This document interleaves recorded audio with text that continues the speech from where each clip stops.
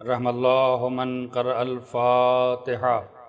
بسم اللہ الرحمن الرحیم، الحمد للہ رب العالمین، الرحمن الرحیم، مالک یوم الدین، ایاک نعبد و ایاک نستعین، اہدنا الصراط المستقیم، صراط الذین انعمت علیہم غیر المغضوب علیہم ولا الضالین۔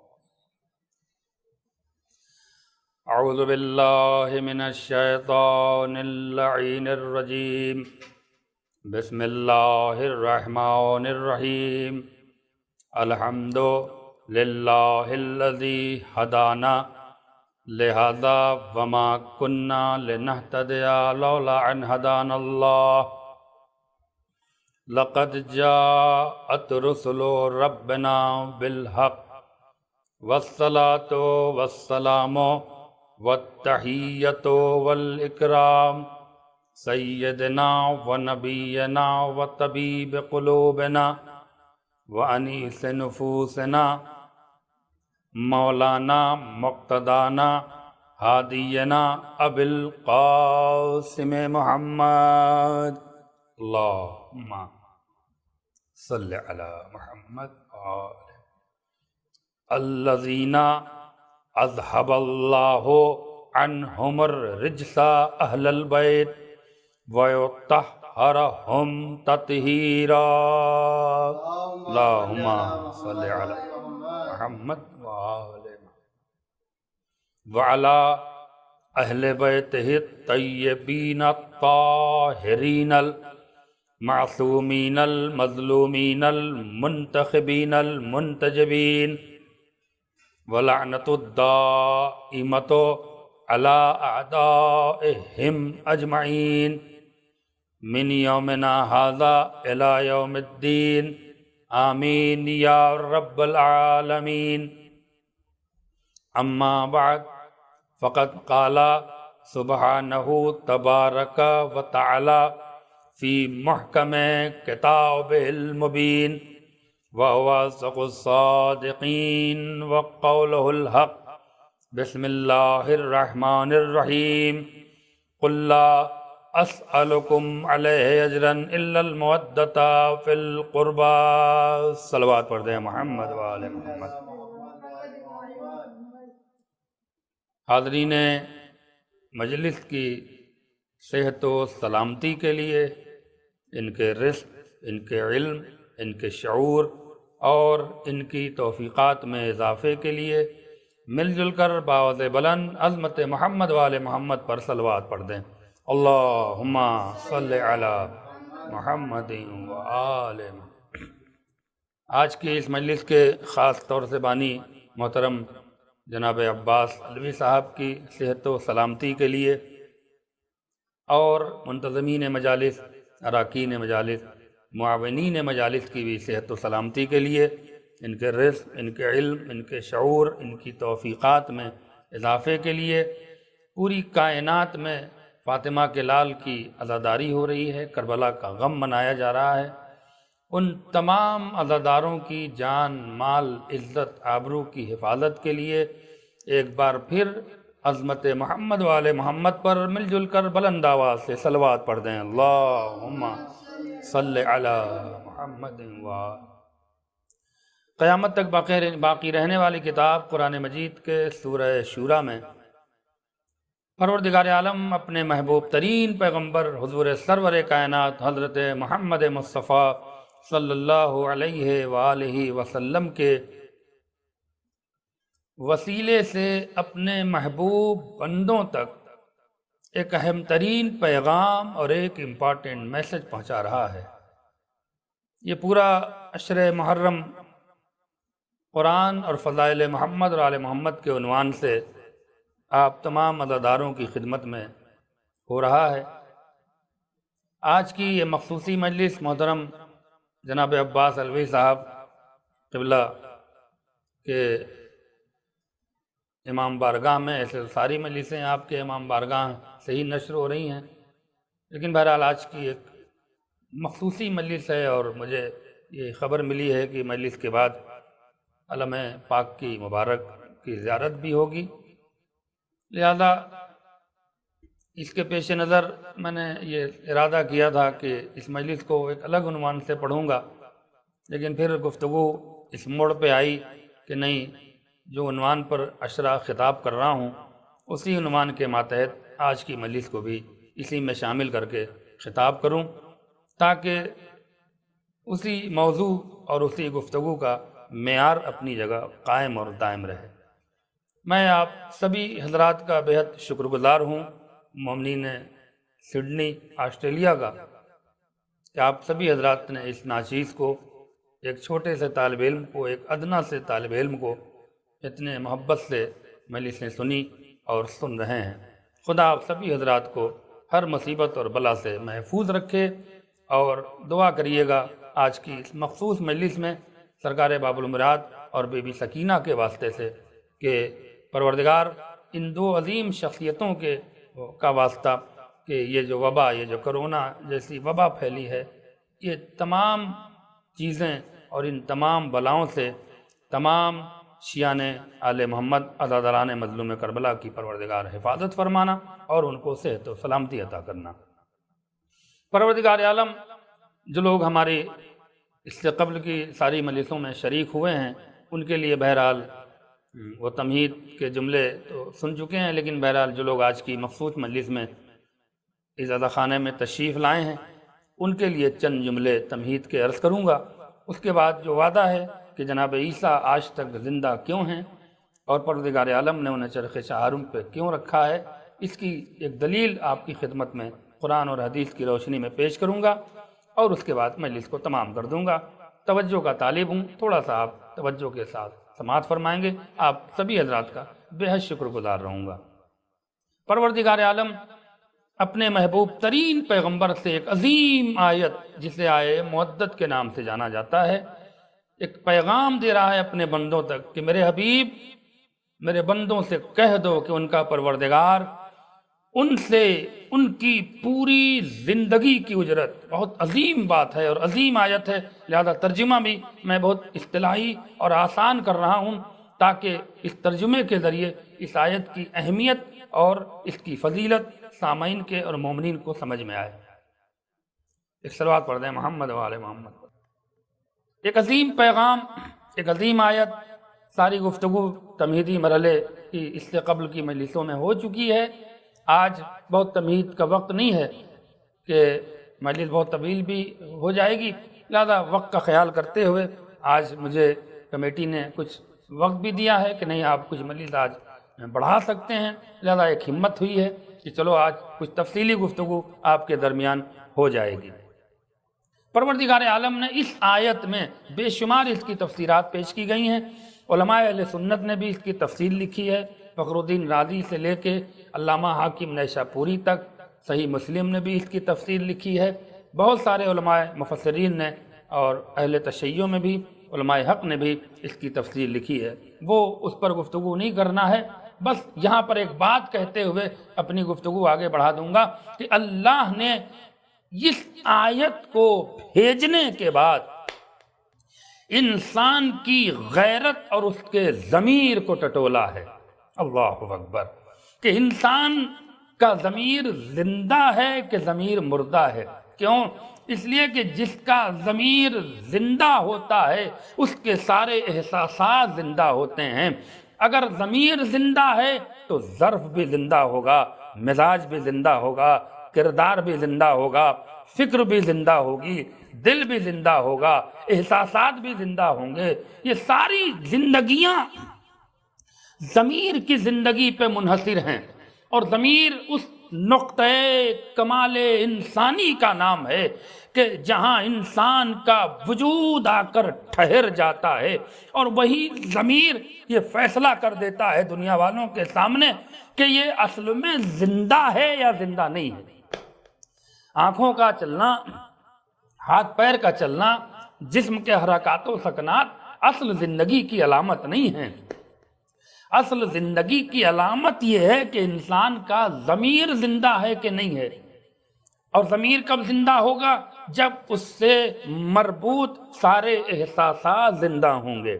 اور یاد رکھیے گا، انسان کا ضمیر اچانک نہیں مرتا، اس آیت کے ذیل میں گفتگو ہو رہی ہے، انسان کے ضمیر کے مرنے سے پہلے بہت ساری زندگیاں ختم ہوتی ہیں فکر کی، اس کے بعد ضمیر مردہ ہوتا ہے، اور جس کا ضمیر مردہ ہو جاتا ہے پھر اسے اپنے وجود کا احساس نہیں ہوتا، اپنے وجود کا علم نہیں ہوتا، اپنی توہین، اپنی بے عزتی، ان تمام چیزوں کے احساسات مر جاتے ہیں، اس لیے کہ یہ احساس اس وقت ہوتا ہے جب انسان کا ضمیر زندہ ہوتا ہے۔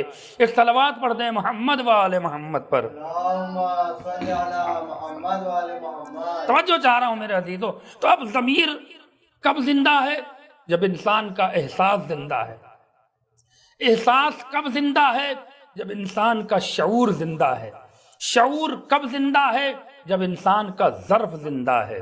ظرف کب زندہ ہے؟ جب انسان کی فکر زندہ ہے۔ فکر کب زندہ ہے؟ جب انسان کی عقل میں زندگی ہے۔ یہ سارے روابط ہیں، یہ کڑیاں ایک دوسرے سے جڑی ہوئی ہیں۔ اس کے بعد یہ ضمیر انسان کے میں نے کہا نقطۂ کمال انسانی ہے کہ جہاں سے انسان کی شناخت ہوتی ہے اور انسانیت کی پہچان ہوتی ہے۔ یہ ایک الگ فلسفہ علم رجال ہے، انشاءاللہ پھر کبھی موقع ملا تو ہمارے جوان ظرف کا لفظ سنتے ہیں لیکن انہیں ظرف کی سچائی اور ظرف کی حقیقت کا علم نہیں ہے کہ ظرف ہے کیا۔ ضمیر کہتے تو لوگ عرف عام میں خوب ہیں، لیکن اکثر بچوں کو نہیں معلوم ہوتا ہے کہ ضمیر یہ کون سی چیز ہے، کون سی نعمت ہے اور کون سی شے ہے۔ شعور کے بارے میں بھی ایک ڈارک لفظ ہے، لہذا اس کی بھی ڈیفینیشن ہر بچے کے پاس نہیں ہے، کیونکہ جہاں اردو کم ہے وہاں ظاہر سی بات ہے ان تمام چیزوں کی تفصیلات کا علم نہیں ہوتا ہے۔ انشاءاللہ آج کے مجلس میں اتنا وقت نہیں ہے، عزیزان گرامی معذرت چاہ رہا ہوں کہ میں ان تمام چیزوں پر روشنی ڈالوں۔ عقل کیا ہے، شعور کیا ہے، احساس کیا ہے، ظرف کیا ہے، ایمان کیا ہے، اسلام کیا ہے، یہ ساری چیزیں جب گزرتے ہوئے انسان ایک نقطۂ کمال پہ ٹھہرتا ہے، جس نقطۂ کمال کو ضمیر کہتے ہیں۔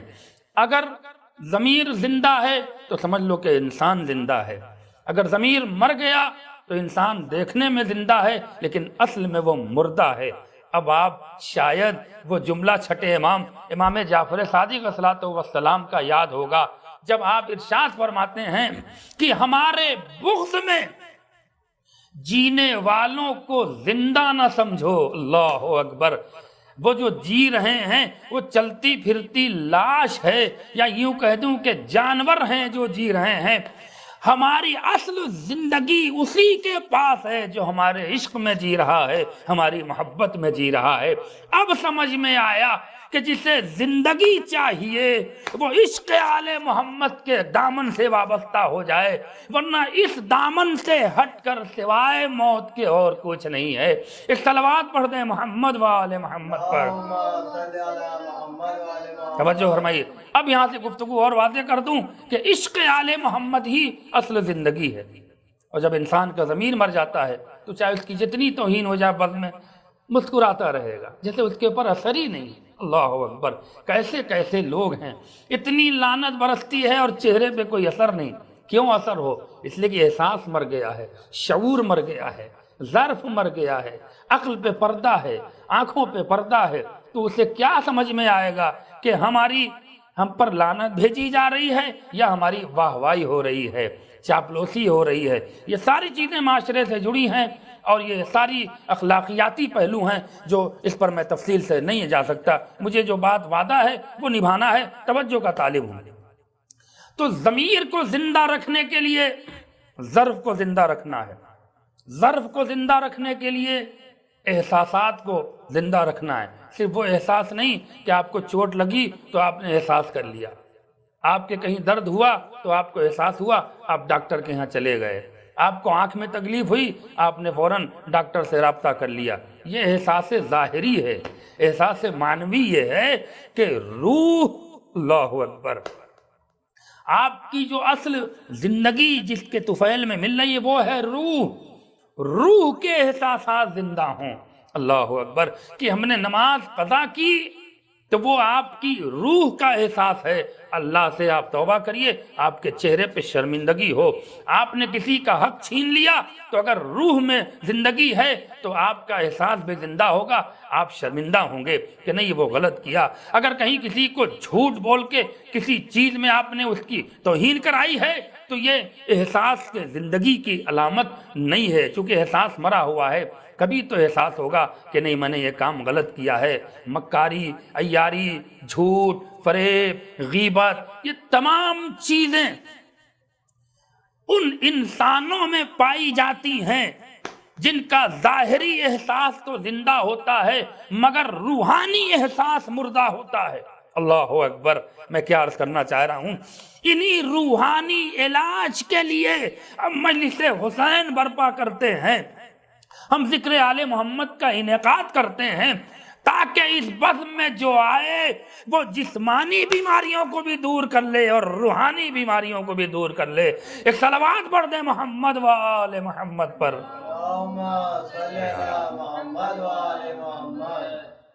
غور فرمایا آپ نے عزیزو، توجہ جا رہا ہوں، بہت آپ کا شکر گزار ہوں۔ لہذا حب محبت اہل بیت انسان کے ضمیر کو زندہ رکھتی ہے، ظرف کو، اور جس کے خون میں طہارت نہیں ہے وہ ظاہر سی بات ہے اس کے دل میں کبھی حب اہل بیت، اس کے دل میں عشق مولا کائنات، اس کے دل میں ولایت کی محبت، یہ مان کے چلیے کبھی بھی نہیں ہو سکتی۔ اور یہ تمام چیزیں آپ کے ظرف کو زندہ رکھنا ہے، مزاج کو برابر رکھنا ہے، یہ ساری چیزیں جو بیلنس میں آپ کو رکھنا ہے، کریکٹر بیلنس میں رکھیے۔ اللہ اکبر! نہ بالکل خدا کے ہو جائیے نہ بالکل دنیا کے ہو جائیے، بلکہ اپنے کردار کو بیلنس میں رکھیے۔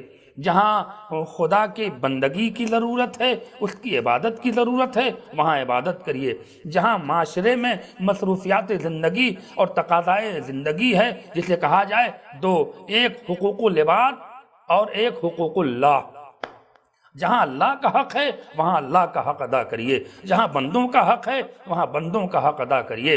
تو یہ احساسات، یہ شعور، یہ ظرف، یہ فطرت، یہ نیت، یہ طینت، یہ ساری چیزیں انسان کے وجود میں موجود ہیں مگر انسان کا اس کو علم نہیں ہوتا۔ ان تمام چیزوں کو توجہ چاہ رہا ہوں میرے مجمع کی، اور اب گفتگو کو سمیٹ رہا ہوں جہاں تک میری آواز جا رہی ہے، آخری مجمع تک اس جملے پر توجہ چاہ رہا ہوں، اور اگر بات پسند آئے تو حوصلہ افزائی ضرور کریے گا۔ یہ ساری چیزوں کو زندہ رکھنے کے لیے جو سب سے بڑی چیز کی ضرورت ہے وہ ہے عقل۔ اللہ اکبر! اگر عقل زندہ ہے تو شعور بھی زندہ ہوگا، احساس بھی زندہ ہوگا، ظرف بھی زندہ ہوگا، ساری کمالات زندہ ہوں گے۔ اور جس کی عقل ہی مری ہوئی ہو، بس جملہ مکمل کر رہا ہوں، یہی وجہ تھی کہ نبی کریم نے ارشاد فرمایا، اے علی تمہارے فضائل ان لوگوں کو سمجھ میں نہیں آتے ہیں جن کی عقل پہ پردہ پڑا ہوا ہے۔ اب سمجھ میں آیا، اہل بیت کو سمجھنے کے لیے جذبات کی ضرورت نہیں ہے، عقل کی ضرورت ہے۔ ایک صلوات پڑھ دیں محمد و آل محمد پر۔ لہذا دیکھیے دو چیز ہے، اہل بیت کی محبت عقل سے، عقل ہے تو فیصلہ کرے گی یہ چیز صحیح ہے یہ چیز غلط ہے۔ قرآن رٹ لینے سے حافظ تو بن جاؤ گے مگر عاقل نہیں کہلاؤ گے، تفسیر لکھ دینے سے مفسر تو بن جاؤ گے مگر عاقل نہیں۔ عاقل کب کہلاؤ گے؟ جب سچ کو سچ اور جھوٹ کو جھوٹ، حق کو حق، باطل کو باطل۔ بھائی میں اپنی گفتگو اس موضوع پہ لے آیا جو آج ہماری اس مجمع کو پیغام پہنچانا تھا مجلس میں۔ جھوٹ اگر جھوٹا ہے تو اسے جھوٹا کو، کسی جھوٹے کو صدیق کہنا یہ عقل کی علامت نہیں ہے۔ میں کچھ کہہ گیا، ایک صلوات پڑھ دے محمد و آل محمد پر۔ عقل کی ضرورت ہے اور عقل ہی پر انسان کا ضمیر منحصر ہے۔ جیسی عقل ہوگی ویسے ہی کردار ہوگا، ویسے ہی طرز زندگی ہوگی، ویسے ہی معاشرے میں رہنے کا انداز ہوگا، ویسے ہی سوسائٹی اور کلچر میں اٹھنے بیٹھنے، تمیز، تہذیب، اخلاق، آداب و اطوار، حرکات و سکنات، ان ساری چیزوں کا جو رشتہ ہے وہ عقل سے ہے۔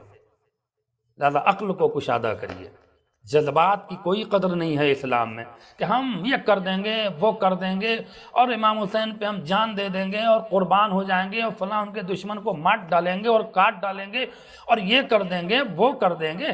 بھائی جذباتی تو بہت لوگ تھے، 39 دن جذبہ ہی تو دیکھا گیا، لیکن جذبات میں آنے سے کچھ نہیں ہوتا۔ اصل فتح جو ہوتی ہے وہ عقل سے ہوتی ہے۔ اسی لیے دانشور حضرات نے کہا ہے کہ اگر کسی سے جنگ جیتنا ہے تو اسے عقل کی مار مارو، اس لیے کہ یہ وہ مار ہوتی ہے جس سے کوئی اٹھ کے ابھر نہیں سکتا۔ ایک اور صلوات پڑھتے ہیں محمد وآل محمد پر۔ اللهم صل على محمد وآل محمد۔ توجہ چاہ رہا ہوں میرے عزیزو، گفتگو بہت طویل نہ ہو جائے، لہذا اب ساری چیزوں کو چھوڑ رہا ہوں۔ اہل بیت مصطفیٰ کو پہچاننا ہے، علی مرتضیٰ کو پہچاننا ہے، تو اس کے لیے عقل کل کی ضرورت ہے، اس لیے کہ کل ایمان کو سمجھنے کے لیے عقل ناقص کی ضرورت نہیں ہے۔ کم عقل لوگ کیا جانیں کہ عقل کل کسے کہتے ہیں، کم عقل لوگ کیا جانیں کہ کل ایمان کسے کہتے ہیں۔ اب ذرا سی روک رہا ہوں، ایک بات، ایک میسج آج کی مجلس میں وہ آخر میں دوں گا، اور شاید ہماری اس پورے عشرے کا نچوڑ جو پیغام ہے، جو نشر کرنا چاہتا ہوں، جو دور دور تک میسج دینا چاہتا ہوں، وہ شاید آخر میں آپ کی خدمت میں عرض کروں گا۔ یہاں چھوڑ رہا ہوں، ایک بات بیان کرتے ہوئے اپنے اصل گفتگو پہ آنا چاہ رہا ہوں، پورے مجمع کی توجہ کا طالب ہوں۔ اللہ نے اسلام بھیجا، توجہ چاہ رہا ہوں۔ انسان مسلمان کیسے ہوتا ہے؟ بھائی یہ تو کلچر میں ہے، آپ کے معاشرے میں ہے، بہت سخت سوال نہیں کر رہا ہوں آپ سے، بہت آسان طریقے سے سمجھانے کی کوشش کروں گا۔ انسان مسلمان کیسے ہوتا ہے؟ کلمہ پڑھ کے۔ اس کا مطلب یہ ہے کہ کلمہ انسان کو مسلمان بناتا ہے، صاحب ایمان نہیں۔ توجہ ہے نا میرے عزیزو؟ کلمہ انسان کو مسلمان بناتا ہے، صاحب ایمان نہیں۔ اب صاحب ایمان بننا ہے تو اس کے لیے کیا کیا جائے؟ ذرا روک رہا ہوں، اگر ہمارے دیگر برادران اسلام بھی اس مجلس کو سن رہے ہیں تو ذرا وہ بھی غور سے سنیں۔ میں ایک بات کہنا چاہ رہا ہوں کہ اسلام اور ہے، ایمان اور ہے۔ اسلام توحید کے اقرار سے مل جائے گا، رسالت کے اقرار سے اسلام مل جائے گا، لیکن ایمان کے لیے کچھ شرط رکھی ہے پروردگار عالم نے، وہ ذرا سن لیں، اور بات پھر جناب عیسیٰ تک پہنچنے کی کوشش کروں گا۔ پورے مجمع کی توجہ چاہ رہا ہوں۔ آج بہت کچھ فیصلہ ہوتا، لیکن اب دامن وقت میں اتنی گنجائش نہیں ہے، سمیٹ رہا ہوں میرے عزیزوں، اگر 2-4 منٹ بڑھ جائے تو معاف کریے گا، لیکن آج چاہ رہا ہوں کہ دل کھول کے آپ سے کچھ گفتگو کر لوں۔ پورا مجمع، اللہ اکبر، اسلام اور ایمان۔ اہل سنت کے ہاں جو نماز جنازہ ہوتی ہے، بہت سارے ہمارے مسلمان بھائی ہیں، ان کی نماز جنازہ میں کیا پڑھا جاتا ہے؟ اللہم من احییتہ منا فاحیہ علی الاسلام۔ یہ ہمارے برادران اسلام جو دوسرے بھائی ہیں اہل سنت حضرات کے ہاں نماز میت میں یہ فقرہ پڑھا جاتا ہے۔ ترجمہ کر دوں تاکہ اسلام اور ایمان سمجھ میں آ جائے۔ اللہم دعا ہے، من احییتہ منا، پروردگار ہم میں سے جو لوگ زندہ ہیں، فاحیہ علی الاسلام، پروردگار تیری بارگاہ میں دعا ہے کہ انہیں اسلام پر ہی زندہ رکھنا۔ اللہ اکبر۔ ومن توفیتہ منا فتوفہ علی الایمان، اور جو لوگ ہم میں سے مر جائیں، جنہیں موت آ جائے، پروردگار تیری بارگاہ میں دعا ہے کہ انہیں ایمان پر موت آئے، وہ صاحب ایمان ہیں۔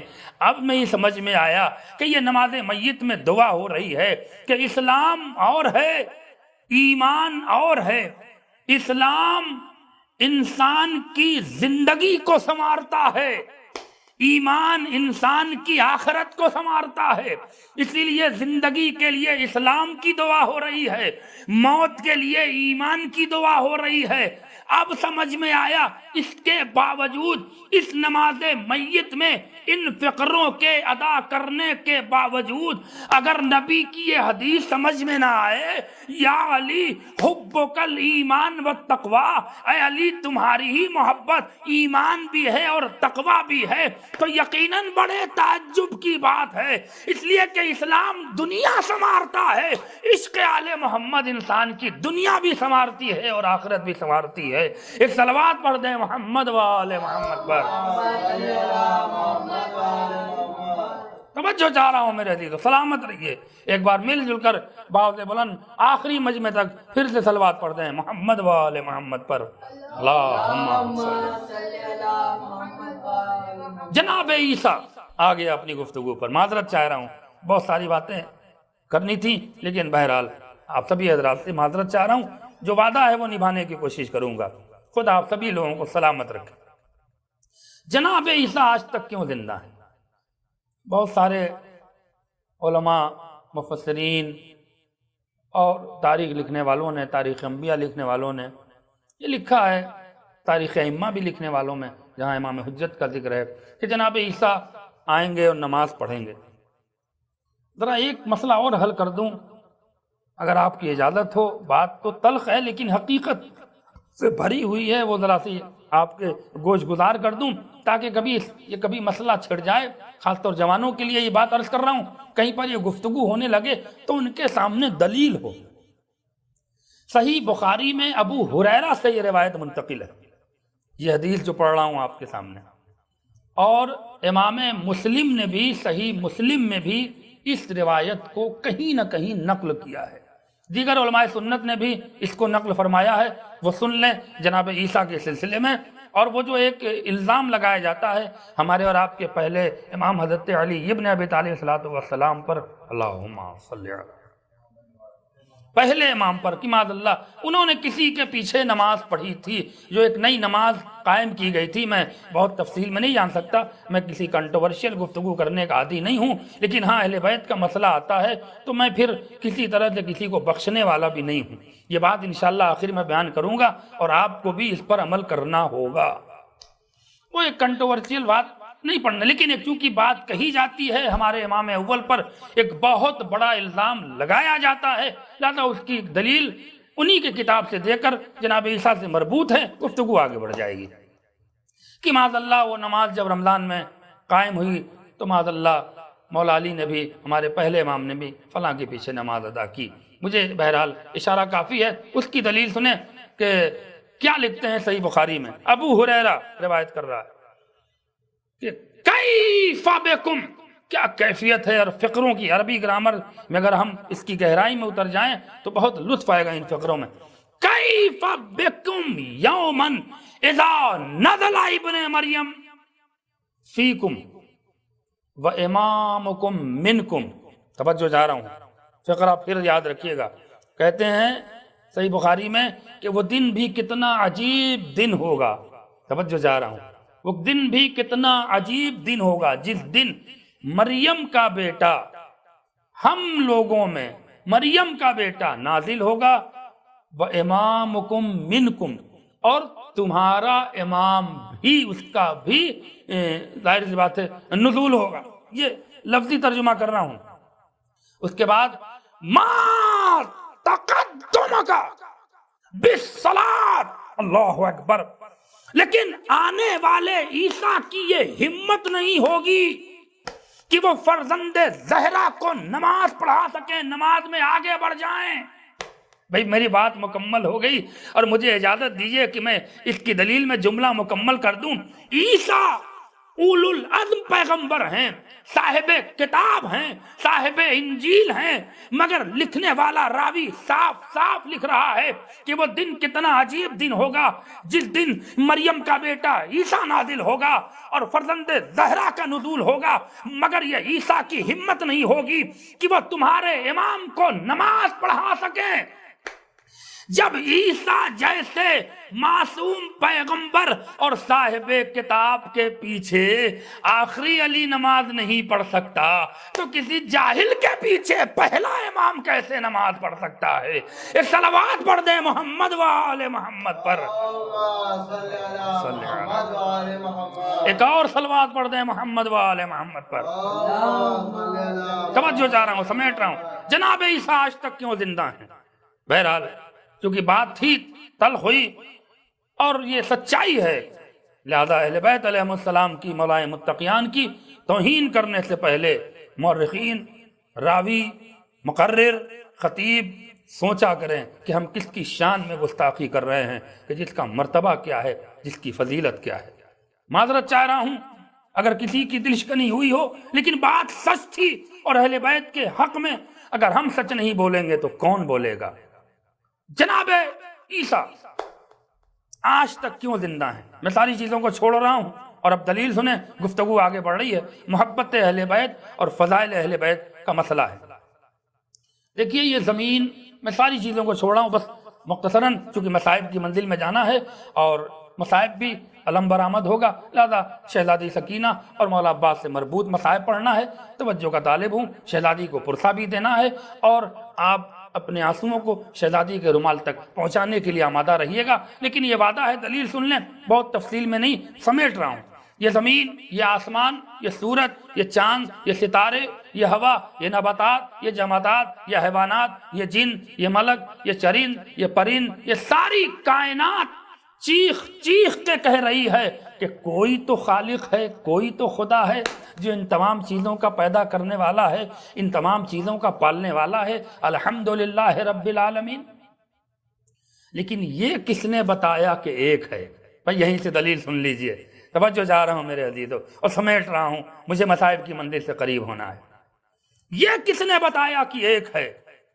چلو قرآن سے پوچھیں، جہاں زمین چیخ چیخ کے کہہ رہی ہے کہ کوئی خالق ہے، آسمان چیخ چیخ کے کہہ رہا ہے کہ کوئی رب ہے، سورج چمک چمک کے بتا رہا ہے کہ کوئی خالق ہے، چاند چاندنی چھڑک چھڑک کے بتا رہا ہے کہ کوئی رب ہے، ستارے جگمگا کے ڈگمگا کے جھلمل جھلمل کے اشاروں میں کہہ رہے ہیں کہ کوئی ہے جو اس نے ہمیں پیدا کیا، ہواؤں کے جھونکے ہمیں جھنجھوڑ جھنجھوڑ کے بتا رہے ہیں کہ کوئی خالق ہے، یہ غنچوں کی، یہ چڑیوں کی چہکنے کی آواز، یہ غنچوں کی مہکنے کی آواز، یہ بلبل کے چہکنے کی آواز، یہ ساری چیزیں، یہ گردش لیل و نہار اس بات کی طرف ہمیں متوجہ تو کر رہی ہیں کہ کوئی خدا ہے۔ لیکن یہ کس نے کہا کہ ایک ہے؟ کیا زمین نے کہا؟ کیا آسمان نے بتایا؟ کیا جبریل نے بتایا؟ کیا فرشتوں نے بتایا؟ کیا کسی اور نے بتایا؟ قرآن سے پوچھیں، قرآن یہ بتا کہ یہ کس نے کہا کہ خدا ایک ہے؟ قرآن آواز دے گا، آؤ ہم تمہیں بتاتے ہیں۔ یہ کسی اور نے نہیں کہا، یہ خدا کے محبوب ترین پیغمبر نے بتایا۔ بسم اللہ الرحمن الرحیم، قل هو اللہ احد۔ محمد تم کہو کہ خدا ایک ہے، تو ساری کائنات خدائی کو مان تو رہی تھی، لیکن یہ کسی کو پتا نہیں تھا کہ کیا خدا ہے۔ یہ بتانے والا محمد ہے کہ خدا صرف ایک ہے۔ احد اسے کہتے ہیں کہ جس کا نہ کوئی جز ہو سکے نہ کسی کا واحد، اس ایک کو کہتے ہیں کہ جس کے دو ٹکڑے ہو کے دو ہو جائیں، مگر احد اس واحد کو کہتے ہیں نہ جس کے جز ہو سکتے ہیں، نہ جس کے ٹکڑے ہو سکتے ہیں، نہ جس کو ایک سے دو بنایا جا سکتا ہے۔ یہ عربی گرامر کی بات ہے۔ اے محمد تم کہو کہ خدا ایک ہے، تو محمد نے بتایا کہ خدا ایک ہے۔ توجہ ہے نا؟ تو اب توحید کے دو گواہ، توجہ رہے میرے عزیزو، توحید کے دو گواہ، پہلا گواہ یہ خاموش کائنات، یہ خاموش دنیا، پہلا گواہ۔ دوسرا گواہ بولتا محمد۔ اللہ نے قانون بنایا کہ اب عصمت کی، رسالت کی، امامت کی، توحید کی جو بھی گواہی ہوگی اس میں دو گواہ کا ہونا ضروری ہے، ایک خاموش گواہ ہو اور ایک بولتا ہوا گواہ ہو۔ لیکن جو بولتا ہوا گواہ ہو اس کے لیے بھی شرط ہے، وہ جس کی گواہی دے رہا ہے، توجہ رہے، اس کا وارث بھی ہو اور صاحب کتاب بھی ہو، صاحب عصمت بھی ہو۔ یہ خدا نے قانون بنایا۔ تو اب توحید کے دو گواہ، خاموش کائنات، بولتا محمد۔ محمد وہ ہیں جن کے سر پہ رسالت کا تاج ہے، اور اب آئی محمد کی رسالت کی گواہی۔ تو رسول کی رسالت کے بھی دو گواہ، ایک خاموش قرآن، ایک بولتا علی۔ توجہ جا رہا ہوں میرے عزیزو، رسالت کے بھی دو گواہ، اللہ نے قانون بنایا، دو گواہ ہوں گے، ایک خاموش ہوگا، ایک بولتا ہوا ہوگا۔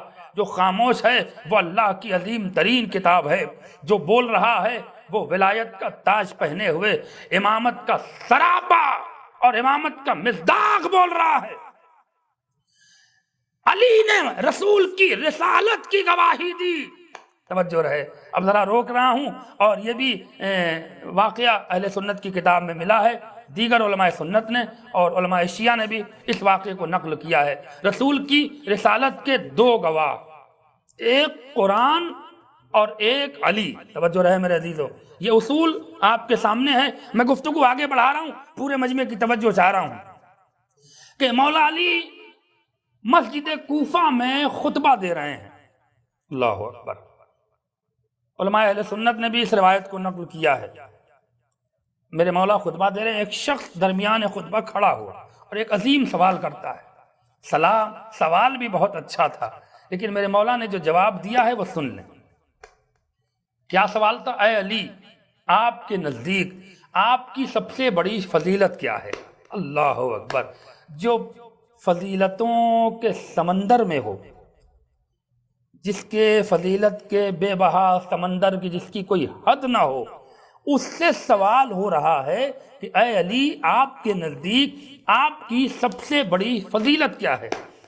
مولا نے مسکرا کے کہا، تو میری کتنی فضیلتوں کو جانتا ہے، گنا۔ توجہ رہے میرے عزیزو، اگر جسموں میں حرارت ہو رہی ہے تو اس کا مطلب ہے کہ اپنی ماؤں کو سلام کریے۔ ذکر اہل بیت میں جب علی کے فضائل ہوتے ہیں تو یقیناً روح بھی خوش ہوتی ہے اور دل بھی خوش ہوتا ہے۔ تو میرے کتنے فضائل جانتا ہے؟ علی، جو خیبر آپ نے جیتا وہ کا نہیں، خندق میں جو آپ نے عمرو ابن عبدود کو مارا وہ جو فضیلت ہے وہ آپ کے نزدیک سب سے افضل ہے؟ صلح حدیبیہ میں جو آپ کو کامیابی ملی، کیا وہ آپ کے نزدیک سب سے بڑی فضیلت ہے؟ کہا نہیں۔ تو شب ہجرت جو اللہ نے آپ کے نفس کا سودا کیا، کیا وہ آپ کی سب سے بڑی فضیلت ہے؟ کہا نہیں۔ وہ گھبرایا، اللہ اکبر، یہ بھی فضیلت نہیں، یہ بھی بڑی فضیلت نہیں۔ کہ مولا ایک فضیلت اب میں سمجھا۔ کہ کیا سمجھا؟ وہی سب سے بڑی آپ کی فضیلت ہوگی۔ کہ جلدی بتا۔ کہ وہ جو غدیر میں نبی نے اٹھا کے کہا، من کنتو مولا ہو فہذا علی مولا، کیا مولا یہی آپ کی سب سے بڑی فضیلت ہے؟ علی نے کہا نہیں۔ وہ سر جھکا کے بیٹھ گیا۔ اے میرے مولا، پھر آپ بتائیے، میں نے اتنی فضیلتوں کو آپ کی خدمت میں پیش کیا اور آپ نے ساری فضیلتوں کا انکار کیا۔ غدیر آپ کی سب سے بڑی فضیلت نہیں، شب ہجرت آپ کی سب سے بڑی فضیلت نہیں، خندق و خیبر کی فتح آپ کے نگاہ میں آپ کی سب سے بڑی فضیلت نہیں، صلح حدیبیہ، فتح مکہ، دیگر یہ سارے فضائل، شب ہجرت میں یہ ساری چیزیں آپ کی نگاہ میں آپ کی سب سے بڑی فضیلت نہیں۔ تو میرے مولا پھر آپ بتائیے کہ آپ کی نگاہ میں آپ کی سب سے بڑی فضیلت کیا ہے؟ علی نے مسکرا کے کہا، میرے نزدیک میری سب سے بڑی فضیلت یہ ہے کہ اللہ نے رسالت کی گواہی میں میرا نام رکھا۔ ایک صلوات پڑھ دے محمد و آل محمد پر۔ رسالت کی گواہی میں میرا نام رکھا۔ کیا تم نے سورہ رعد کی وہ آیت نہیں پڑھی جہاں پروردگار میرے سرکار انبیاء سے بے خوف گفتگو کر رہا ہے؟ کیا وَيَقُولُ الَّذِينَ كَفَرُوا لَسْتَ مُرْسَلًا قُلْ كَفَى بِاللَّهِ شَهِيدًا بَيْنِي وَبَيْنَكُمْ وَمَنْ عِنْدَهُ عِلْمُ الْكِتَابِ۔ سورہ رعد کی آخری آیت 31 آیتوں کا سورہ، اور یہ 31ویں نمبر کی آخری آیت جہاں پر سورہ رعد کو ختم کیا، پروردگار اپنے محبوب ترین پیغمبر سے کیا کہہ رہا؟ میرے حبیب، یہ کافر اگر تمہیں رسول نہیں مانتے تو کوئی فکر مت کرو، تمہیں کچھ فکر کرنے کی ضرورت نہیں، ان سے کہہ دو کہ تم چاہے مجھے رسول مانو نہ مانو، مگر میری رسالت کی گواہی کے لیے یا تو اللہ کافی ہے یا وہ کافی ہے جس کے پاس پورا کا پورا علم کتاب ہو۔ ایک صلوات پڑھ دیں محمد والے محمد پر، صلی علی محمد والے محمد۔ توجہ رہے۔ تو رسالت کی گواہی میں ہمارا نام، اب ذرا روک رہا ہوں یہاں پر اور جوانوں کے لیے ایک مسئلہ حل کر دوں تاکہ گفتگو آگے بڑھ جائے۔ بھائی دیکھیے رسالت کی گواہی کیا ہے؟ یہی تو فقرہ اشہد ان محمد رسول اللہ، یہی فقرہ ہے۔ کیا ہے اس کا ترجمہ؟ میں گواہی دیتا ہوں کہ بے شک محمد اللہ کے رسول ہیں، بھئی یہی ترجمہ ہے۔ تو اس کا مطلب یہ ہے کہ علی نے محمد کی رسالت کی گواہی دی، تو یہ گواہی تو پوری کائنات کی ہر مسجد سے 5 ٹائم دینے والا دے رہا ہے۔ اور اگر انتظام حیدر زیدی نے یہ مجلس پڑھی اور بعد میں آپ سڈنی میں کسی نے یہ سنائی کہ دیکھو انتظام حیدر صاحب نے یہ بات پیش کی، تو وہ کہے گا یہ کون سی بڑی بات ہے؟ بھئی علی کے بغض میں، اہل بیت کے بغض میں کچھ بھی بولا جا سکتا ہے، کون سی بڑی بات ہے؟ علی نے گواہی دی، گواہی تو ہم بھی دیتے ہیں۔ کہا ہے تم بھی گواہی دیتے ہو؟ ہاں، 5 ٹائم مسجد کے محراب سے، بھلے شین صحیح ہو، مخرج صحیح ہو نہ صحیح ہو، تلفظ صحیح ہو نہ صحیح ہو، اشہد ان محمد رسول اللہ، لیکن ہاں صاحب ہم بھی رسول کی رسالت کی گواہی دیتے ہیں۔ اچھا تو وہ تو گھبرائے گا کہ ہاں مولانا نے بھی یہ پڑھا اور یہ بھی صحیح ہے۔ بھئی ترجمہ یہی ہے، بے شک میں گواہی دیتا ہوں کہ محمد اللہ کے رسول ہیں۔ تو اب آدمی گھبرائے گا کہ یہ بیچارہ دن بھر، ہمارا بہرحال انڈیا میں تو ایک سے ایک مؤذن ہے مسجد کے، دن بھر بیچارے ادھر ادھر مزدوری کریں گے، شام میں آئیں گے الٹے پیر کھڑے ہوئے اور اشہد ان محمد رسول اللہ۔ ارے صاحب وہ بھی گواہی دے رہے ہیں، نہ کردار کا پتہ، نہ اتوار کا پتہ، نہ لباس کا پتہ، نہ سیرت کا پتہ، نہ شجرے کا پتہ، کچھ بھی نہیں پتہ، لیکن صاحب مسجد سے 5 ٹائم ہر مولوی سے لے کے عام مسلمان تک، نہ جس کے کردار کا کوئی پتہ ہے نہ گارنٹی ہے، مگر وہ بھی رسول کی رسالت کی گواہی دے رہا، تو وہ کہے گا پھر ہم میں اور علی میں کیا فرق؟ توجہ چاہ رہا ہوں میرے عزیزو، بہت قریب ہو کر آپ حضرات سے گفتگو کر رہا ہوں اور آپ اپنے انداز میں معذرت چاہ رہا ہوں، لیکن ہاں یہ میرا انداز ہے جو آپ کی خدمت میں عرض کر رہا ہوں۔ تو پھر علی کی گواہی میں اور میری گواہی میں کیا فرق ہے؟ تو ضرور پوچھئے گا، اگر کوئی سر پھرا آپ سے یہ کہہ دے تو پوچھئے گا ذرا یہ بتا تو نے محمد کی رسالت کی گواہی کیسے دی؟ کیا پروف ہے تیرے پاس؟ تو کچھ تو رکے گا۔ اس کا مطلب یہ ہے کہ تو مسجد کے محراب سے بھی جھوٹ بول رہا ہے کہ میں گواہی دیتا ہوں کہ بے شک محمد اللہ کے رسول ہیں، مسجد سے، اللہ کے گھر سے جھوٹ۔ ظاہر سی ناراض ہوگا، مولانا یہ بات آپ کیا کر رہے ہیں؟ ہم پڑھتے آ رہے ہیں، بزرگوں سے سنتے آ رہے ہیں اور دنیا یہ بات کہہ رہی ہے۔ کہا نہیں، ہمیں جواب دے، کیا یہ کس بیس پہ گواہی دیتے ہو؟ بھائی انسان گواہی دیتا ہے تو آئی وٹنس ہوتا ہے نا۔ گواہی کس بات کی ہوتی ہے؟ سنی سنائی گواہی کی شریعت میں کوئی حقیقت نہیں ہے کہ سنی ہوئی بات پر کوئی گواہی دے۔ شریعت کی نگاہ میں گواہی کب منظور اور قبول ہے اور ایکسپٹڈ ہے؟ جب آئی دیکھی ہوئی گواہ۔ تو یہ بتائے ذرا، اذان دے رہا اشہد ان محمد رسول اللہ، ادھر آ، تو نے رسالت کی گواہی دی تو کیا تو نے محمد کو رسول بنتے دیکھا تھا؟ ظاہر سی بات ہے وہ الجھ جائے گا، کیا اس زمانے میں وہ تھا؟ نہیں تھا، تو پھر گواہی کس بات کی دے رہا؟ جا کے اس نے مولوی سے پوچھا کہ بھائی ہم محمد کی رسالت کی گواہی دیتے ہیں تو کیا ہم نے دیکھا تھا؟ تو جواب کیا آئے گا؟ توجہ رہے کہ ہم رسالت کی گواہی دیکھی ہوئی گواہی نہیں دیتے، تو پھر کس چیز کی؟ ہم جو اذان اور نماز میں محمد کی رسالت کی گواہی دیتے ہیں، ہم ہو چاہے کوئی ہو، میں کسی ایک کو مخصوص نہیں کر رہا ہوں، ہم لوگ بھی اس میں شامل ہیں، وہ اعلان رسالت کی گواہی ہے، اعلان رسالت کی گواہی ہے۔ تو ساری دنیا اعلان رسالت کی گواہی دیتی ہے، مگر علی اعلان رسالت کا گواہ نہیں، عطا رسالت کا گواہ ہے۔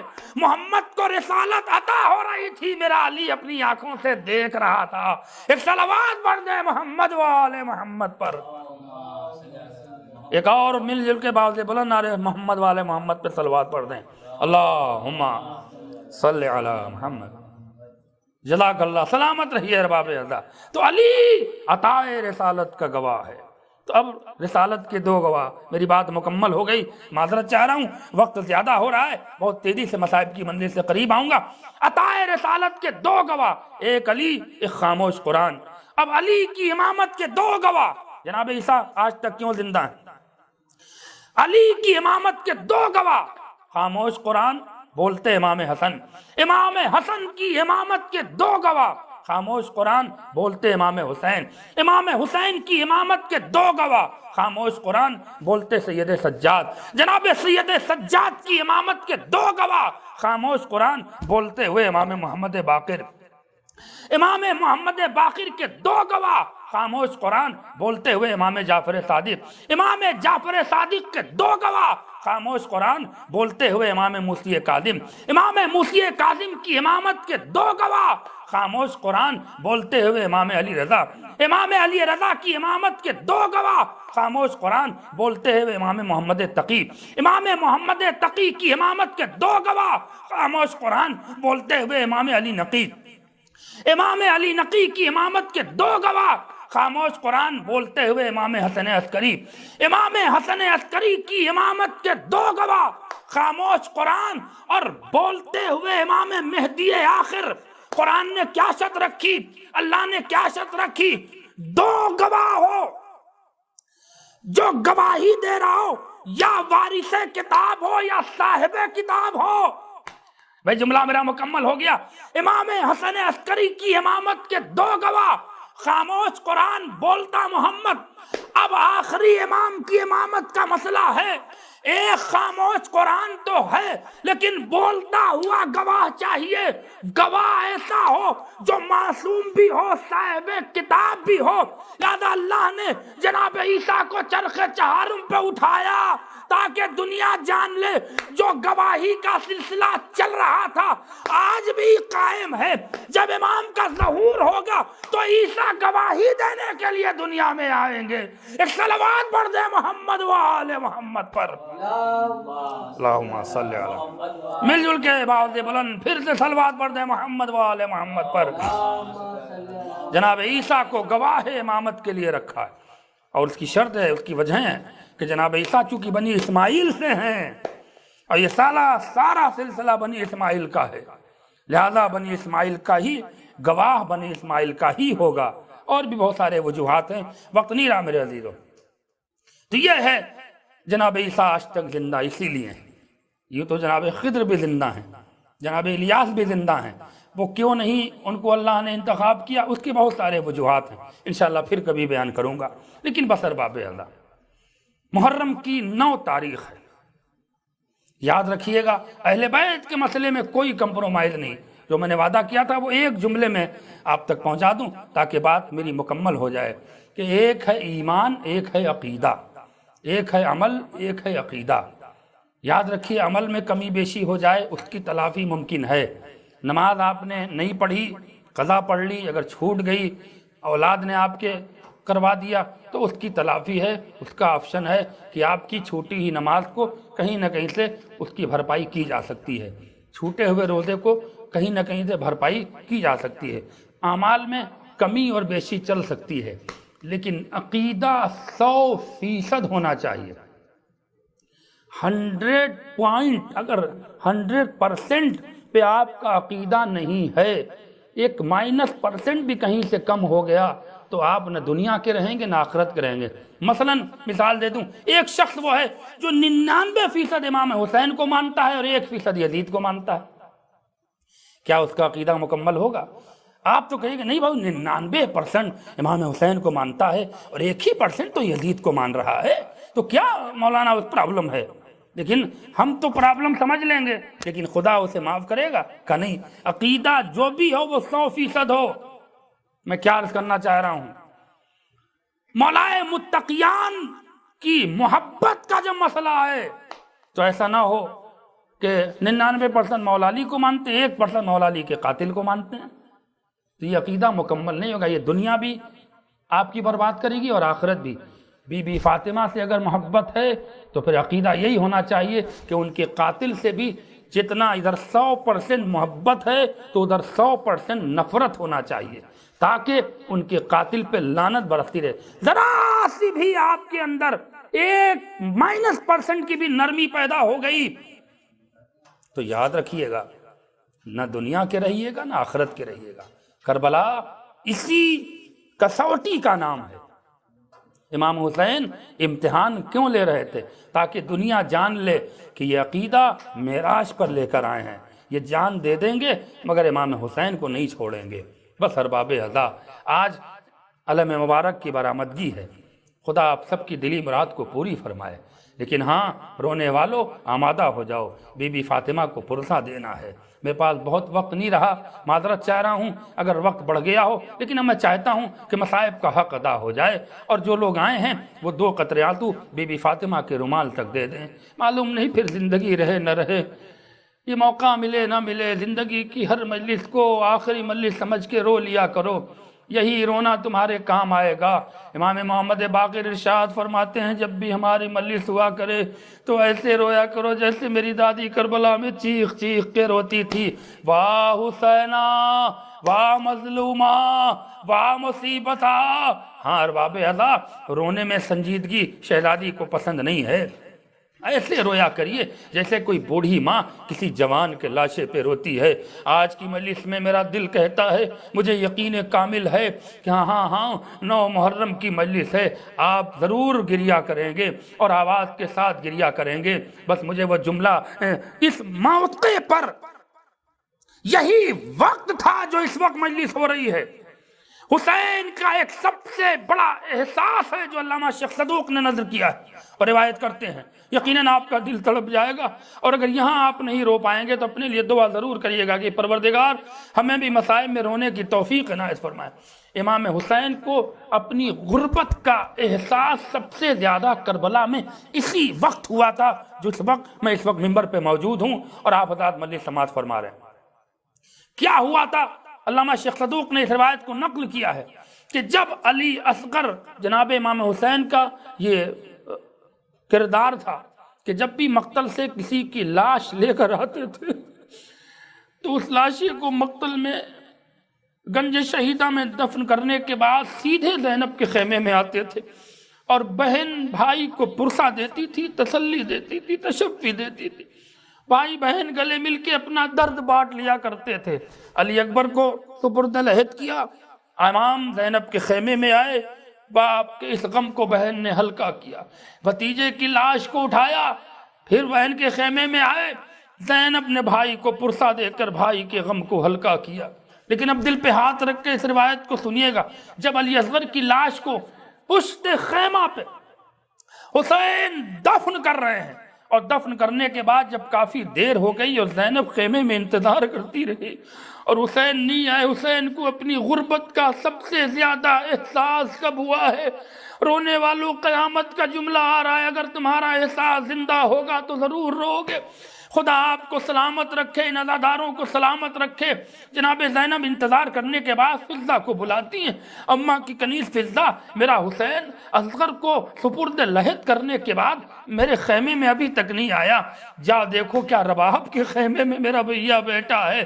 جناب فضہ رباب کے خیمے میں آئی، حسین نظر نہیں آئے، ام لیلہ کے خیمے میں گئیں، حسین نظر نہیں آئے، شہزادی کے پاس آئیں اور آ کے کہتی ہیں، شہزادی آقا حسین کہیں نظر نہیں آ رہا ہے۔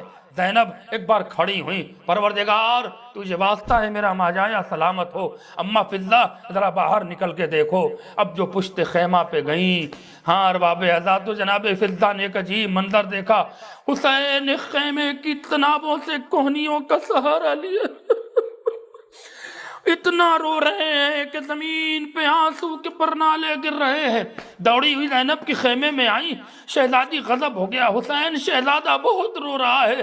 زینب نے سر پہ چادر ڈالی اور خیمے کے باہر نکلی، پشت خیمہ پہ دوڑی ہوئی گئی اور بھائی کو گلے سے لپٹانے کے بعد ایک فقرہ کہتی، بھیا مت رو، یہ زینب زندہ ہے۔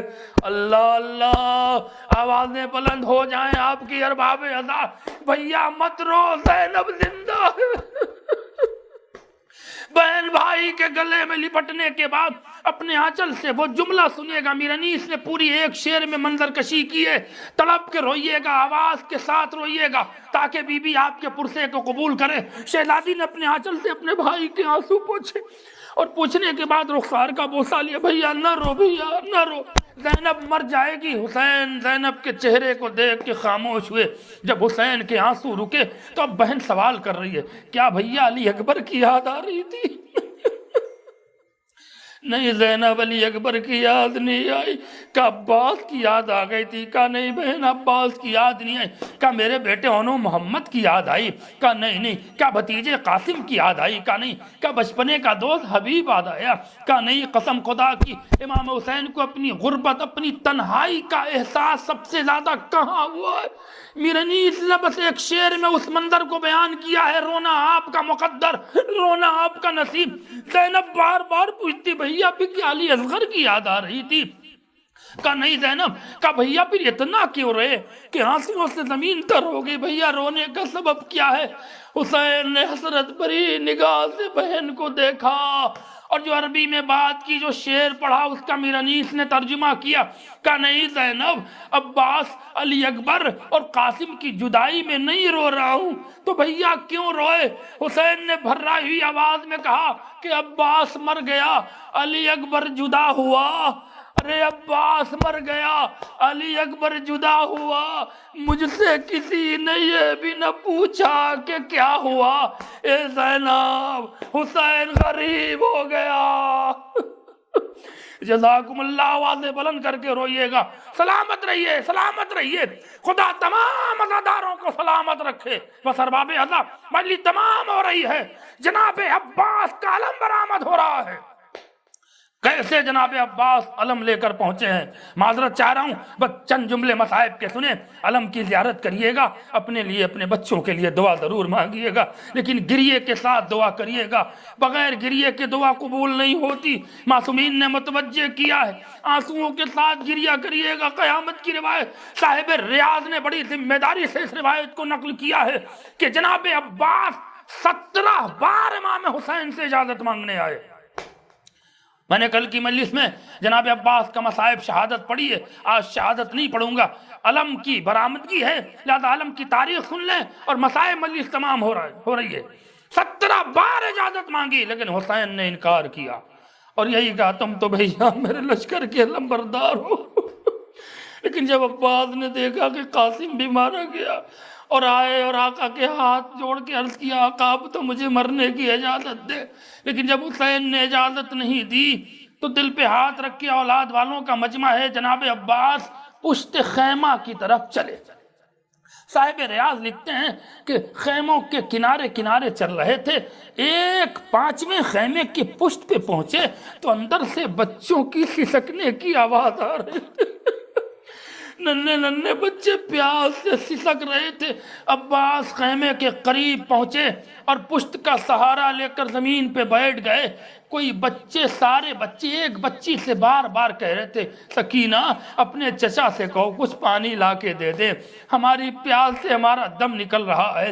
سکینہ کو بار بار خیمے میں بچے غیرت دلاتے تھے اور سکینہ یہی جواب دیتی تھی بچوں نہ گھبراؤ، چچا کو غیرت دلاؤں گے، میرا چچا پانی لائے گا، میرا چچا زندہ ہے، بچوں نہ گھبراؤ، ابھی امیدیں نہ توڑو، میرا بابا زندہ ہے مگر میرا چچا بھی زندہ ہے۔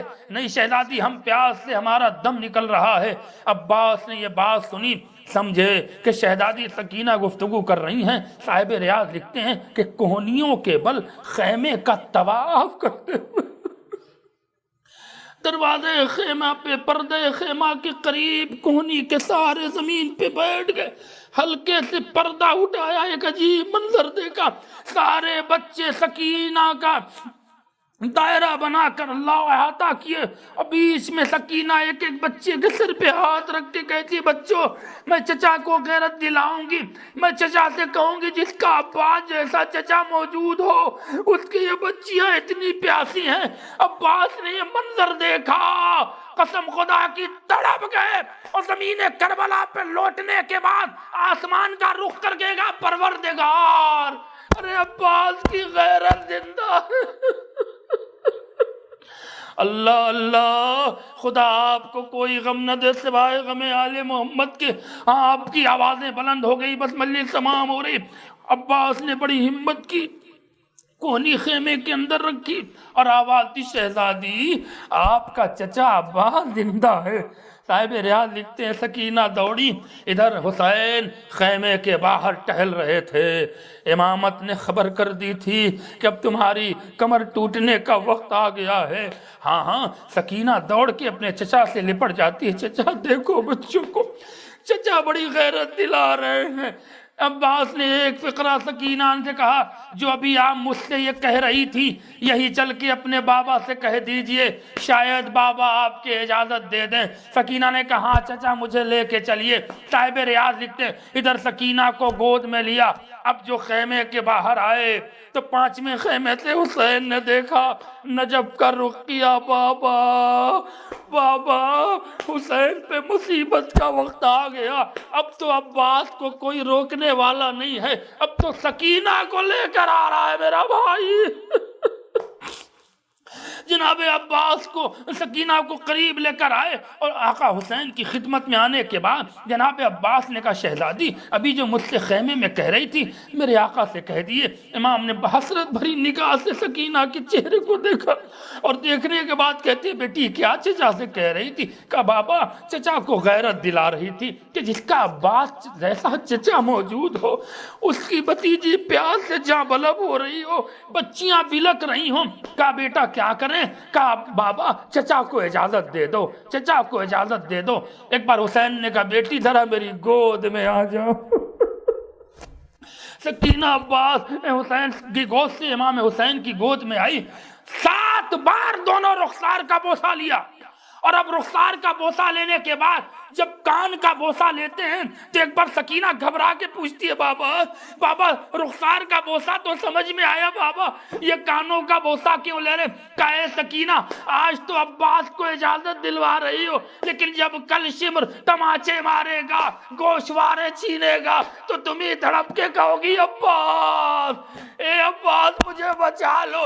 ارے قیامت برپا ہوئی، علم سکینہ لے کر آئی، عباس نے علم سنبھالا، بچی نے ننھے ہاتھوں سے لکھا نصر من اللہ و فتح قریب، علم کی برآمدگی ہونے والی ہے، اپنے سروں کو پیٹ کے علم کی زیارت کرنا، نصر من اللہ و فتح قریب۔